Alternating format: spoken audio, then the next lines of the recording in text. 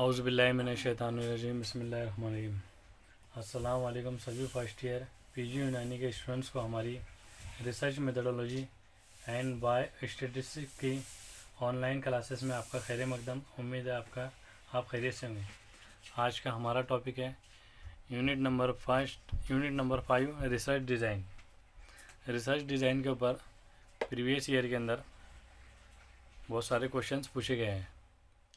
Research design की तारीफ़ और अक़साम तहरीर करें। 2022 में समर के अंदर 10 मार्क्स के लिए पूछा गया है। इसी तरह से what is research design discuss to group. Research design 2020 के अंदर 10 मार्क्स के लिए अक्टूबर के अंदर पूछा गया है। इस तरह से रिसर्च डिज़ाइन की तारीफ़ अक़साम व अहमियत तहरीर करें। समर 2018 के अंदर पूछा गया है 20 मार्क के लिए। रिसर्च डिज़ाइन पर शॉर्ट नोट लिखे। समर 2015 के अंदर 10 मार्क्स के लिए पूछा गया। रिसर्च डिज़ाइन की तारीफ़ और उसकी अक़साम को तफसील से बयान करें। 2013 के अंदर समर के अंदर पूछा गया 20 मार्क के लिए। इसी तरह से what is the meaning of research design, what is the need of research design, explain different types of research design. अक्टूबर 2009 में 20 मार्क के लिए पूछा गया। अगर कभी हम इसे देखा तो एग्जामिनेशन पॉइंट ऑफ व्यू से देखा है तो ये बहुत ही इंपॉर्टेंस है और ये एग्ज़ाम के अंदर इसके क्वेश्चन आते रहते हैं, चाहे लॉन्ग क्वेश्चन हो शॉर्ट क्वेश्चन हो, लेकिन ये क्वेश्चन आते रहते हैं। तो सबसे पहले हम देखेंगे रिसर्च डिज़ाइन क्या होता है। तो किसी भी काम शुरू करने से पहले हम जो है research design plan drawing blueprint तैयार करना होता है हमें रिसर्चर को। इसी तरह से रिसर्च डिज़ाइन करने से पहले डाटा कलेक्शन करना होता है। डाटा कलेक्शन की टेक्निक्स यूज़ की जाती है। सैम्पलिंग टेक्निक्स यूज़ किए जाते हैं। सैम्पल साइज चूज़ किए जाते हैं। तो वही चीज़ रिसर्च डिज़ाइन कहलाती है।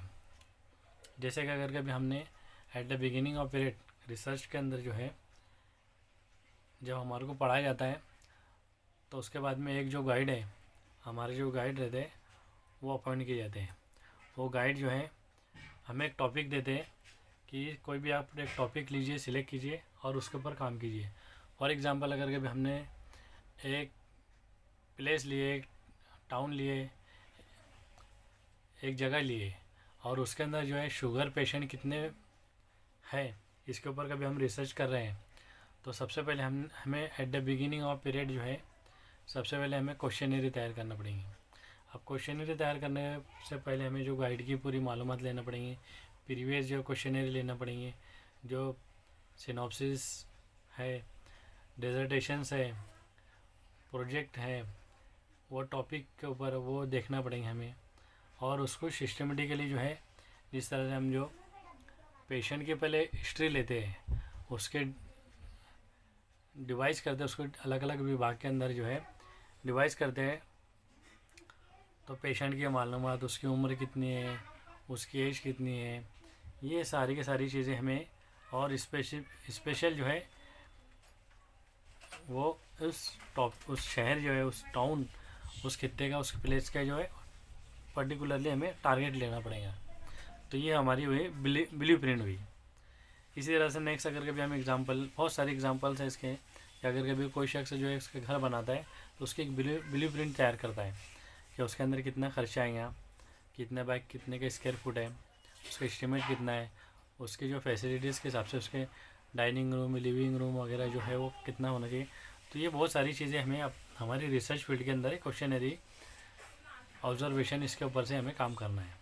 अब इसमें क्या है, एक नक्शा तैयार कर लिया हमने ये पूरा, फिर उसके बाद उसकी तारीफ़ देखते हैं हम कि रिसर्च से रिलेटेड इन्फॉर्मेशन हासिल की जाती है। उसके जो रिलेटेड जो भी इंफॉर्मेशन है स्पेसिफिक जो हमने टॉपिक लिया है रिसर्चर ने, और रिसर्चर उसके ऊपर जो स्पेसिफिक इंफॉर्मेशन कलेक्ट करेंगे। इसकी पैमाइश और इसके एक्सपेरिमेंट करने के लिए एक मंसूबा या ढांचा तैयार किया जाता है और हम इसे ही रिसर्च डिज़ाइन कहते हैं।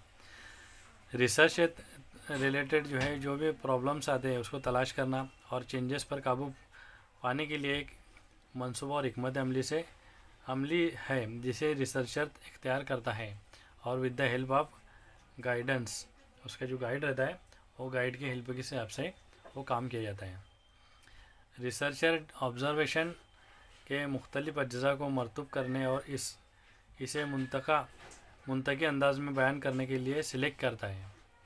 और ये बहुत सारी चीज़ें हैं, जैसे अकॉर्डिंग टू ज़ुकमुंड के मुताबिक research design is defined as a master plan specifying the methods and procedure for collecting and analysis the needed information. उसकी जो भी नीडेड इंफॉर्मेशन है, उसकी जो बाकायदा प्रोसेस से लेकर उसकी कलेक्शन करना है मालूमात को, और उसका एक मेथड तैयार करना, एक मास्टर प्लान तैयार करना। अब इसकी नीड क्या है, उसकी ज़रूरत क्या है, उसको अगर भी हमने देखें तो किसी आबादी में पैटर्न ऑफ डिसीज़ कर बयान करना, उसका डिसीज़ क्या है, उसकी जो बीमारी क्या है, उसके ऊपर खुलकर बयान करें। मर्ज़ के असबाब की शनाख्त करें, आइडेंटिफिकेशन करें कि इसके जो है शुगर की किस बिना पर हुई इस खित्ते में, मर्ज़ से मुतालिक हर तरह के मालूमात मुहैया करना, उस चीज़ को नोयत को जानना, उस जो है मर्ज़ के जो है नोयत को जानना, उनके फितरत को जानना, सारी के सारी चीज़ें इसके अंदर आती है। रिसर्च डिज़ाइन की अहमियत क्या है? तो अच्छे डिज़ाइन के बगैर क्लिनिकल ट्रायल अपने मकसद को हासिल करने में नाकाम और नामुराद हो सकता है। इसके लिए सबसे पहले अच्छा डिज़ाइन तैयार करना ज़रूरी होता है। एक अच्छे रिसर्चर को अच्छा आजमाइशी डिज़ाइन इस बात को यकीनी बनाता है कि टाइम पीरियड कितना है। अगर कभी हमें एक सिनॉप्सिस तैयार करना है तो सिनॉप्सिस तैयार करने के लिए हमें 3 मंथ्स लगते हैं, तो उसके टाइम लिमिट के हिसाब से हमें क्वेश्चनरी तैयार करना है। मैक्सिमम जो है हमें 50 क्वेश्चंस तैयार करना होता है। यानी कोई भी चीज़ जो है मनसूबाबंदी के हिसाब से डिज़ाइनिंग की जाती है। उसका गोल, उसका टारगेट हासिल करना, उसके पॉसिबल है क्या, उसका क्लिनिकल ट्रायल की साइंसेस आलमियत को तैयार करना, डाटा की साख्त पहले ट्रायल के डिज़ाइन पर डिपेंड करता है। ऐसी बहुत सारी चीज़ें हैं जो इसके अंदर हमें मालूम पड़ती हैं। और रिसर्च डिज़ाइन के अंदर जो है डाटा को जमा करने और तज्जिया करने के लिए हालत का इस अंदाज में इंतज़ाम करना है, जिसका मकसद से मुताबिकत को तरीक़ेकार में मईशत के साथ मिलाना है कि उसका जो एस्टिमेट कितना है, हमारे एक रिसर्चर का एस्टिमेट कितना है, उसके एस्टिमेट के हिसाब से काम करें।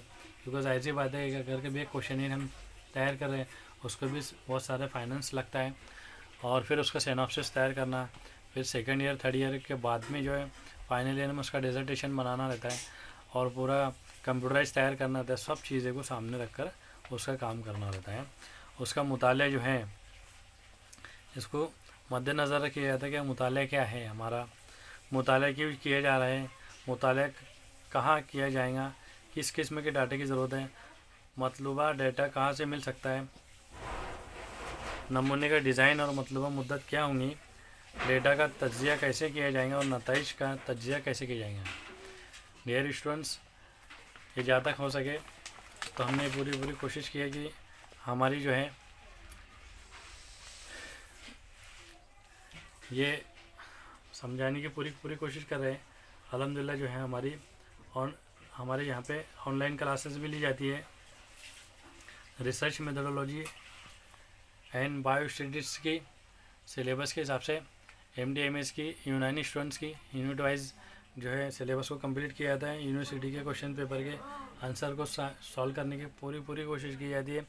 एप्लीकेशन टाइप क्वेश्चन को प्रैक्टिस के तौर पे की सॉल्व किया जाता है। दोनों लैंग्वेज के अंदर इसको सॉल्व किया जाता है। अगर कभी किसी स्टूडेंट को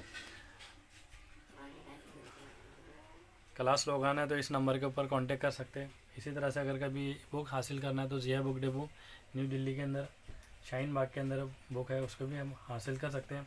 इसी तरह से डियर स्टूडेंट्स, अभी तक जिन स्टूडेंट ने हमारे चैनल को लाइक, शेयर और सब्सक्राइब नहीं किया है, और जल्दी लाइक कर लें, अपने ग्रुप में शेयर कर लें और सब्सक्राइब कर लें और कमेंट ज़रूर कर लें, ताकि आपको आने वाली रेगुलर वीडियोस मिलते हैं इंशाल्लाह नेक्स्ट वीडियो में। अस्सलाम वालेकुम।